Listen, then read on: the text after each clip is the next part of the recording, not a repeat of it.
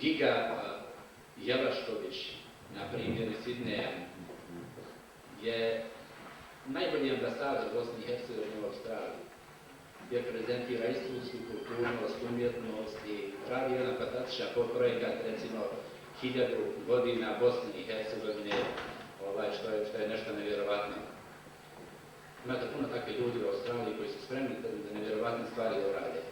Po mom mišljenju, autor filma Ničija zemlja je za bosansko-hercegovačku diplomaciju uradio, smijem mi to reći na ovom skupu, uradio više nego kompletna diplomatija, zvanična diplomatija Bosne i Hercegovine.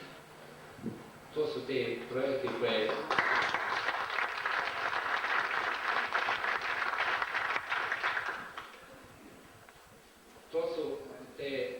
To su ti projekti koje moramo favorizirati i kojima moramo daleko više razmišljati i konkretno realizovati. Ja ću se vjerovatno uključiti u narednom toku diskusije. Dozvolite mi ovom prilikom da vam još jednom svima čestitam na ovom fantastičnom skupu, da vam ispred ambasade Bosne i Hercegovine zaželim uspješan rad i da ljudima koji su sve ovo pripremili na ovakav način i u ime ambasade Bosne i Hercegovine, svoje lično ime, zaista najtoplije čestitam.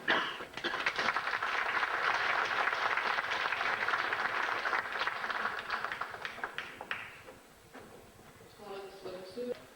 Dr. Zlatan Gavrilović Kovač, rođen u Dubrovniku, a Filozofski fakultet, odsjek filozofije i sociologije završio u Zagrebu 1986. godine. Doktorirao metafiziku 1989. godine na Filozofskom fakultetu u Sarajevu pod mentorstvom akademika profesora dr. Muhameda Filipovića. Vrijeme rata provodi u Zagrebu, a u Australiju, u Adelaide, tačnije doselio 1994. godine.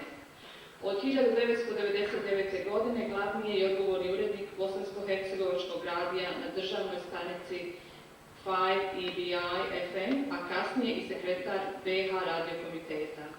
Predstavnik je BHMZ iz Adelaida u vijeću sve bošnjačkih organizacija Australije. Objavio je više od 100 znanstvenih i stručnih radova iz područja filozofije, sociologije, povijesti i psihijatrije. I tema o kojoj će gospodin Zlatan Kovač govoriti je kratka historija Bosne i Hercegovine, osvrt na otomansko doba.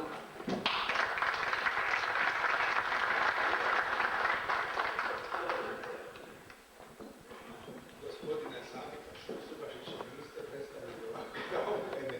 Ne znam da li je to sve bilo nužno, međutim, ja se sve zahvaljujem. To je kao jedna informacija o meni, da bi se možda dobro poznao. Pred mene je postavljen zadatak da za potrebe ovog kongresa se bošnjačke organizacije u Australiji ovdje u Norgu mogućno predavanje na temu kratka povijest Bosne. Međutim, s jedne tako široke, sveobuhvatne tematike ja sam odlučio za vas, dragi prijatelji, da samo prezentiram u kraćim naznakama, da priložimo raspravu u otomanskom periodu u povijesti Bosne. I to će biti, prema mojom mišljenju, posve dovoljno da pokrije potrebe ovoga kongresa.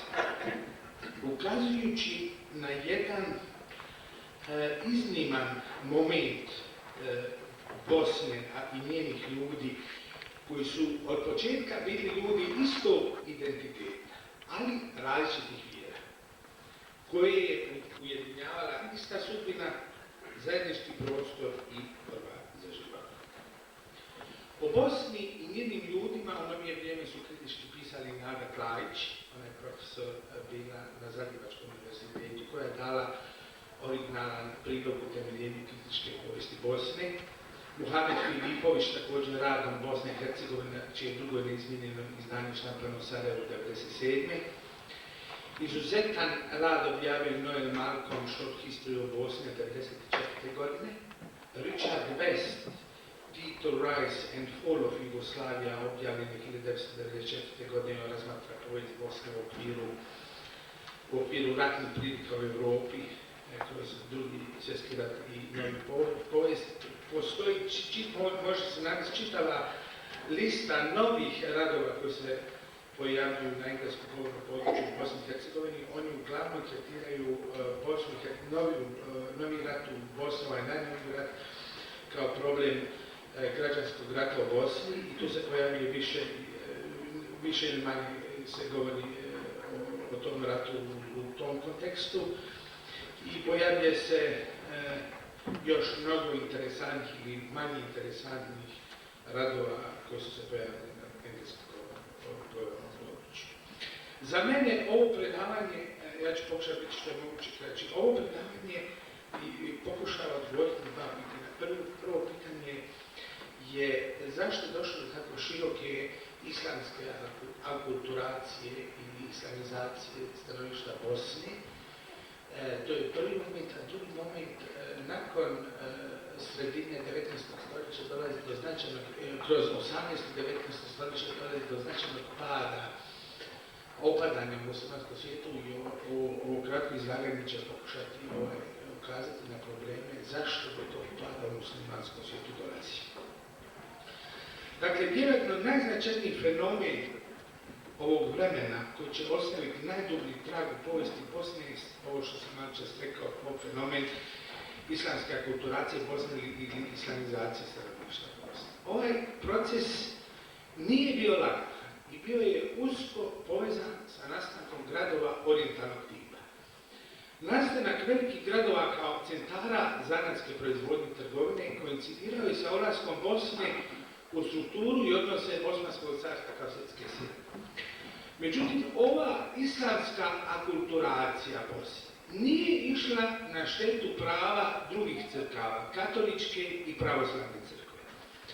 Obje ove crkve dobile su pravo na život i djelovanje, i to katolička crkva Arhanom sultana Mehmeta II. El-Fatiha iz 1463. godine, kojom je bosanskim franjevcima dozvoljeno slobodno djelovanje na čuvanju vjerskog života katolika, a pravoslavna crkva obnovom Pečke patrijaršije iz 1550. godine kada je život i djelovanje pravoslavne crkve ponovno ojačano.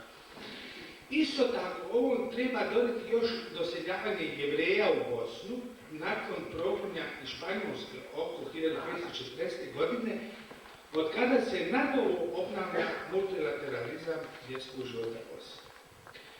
Za islamsku akulturaciju Bosne važno je reći da je ona bila jedan veoma složen civilizacijski i kulturni proces i da nije bila nasilna.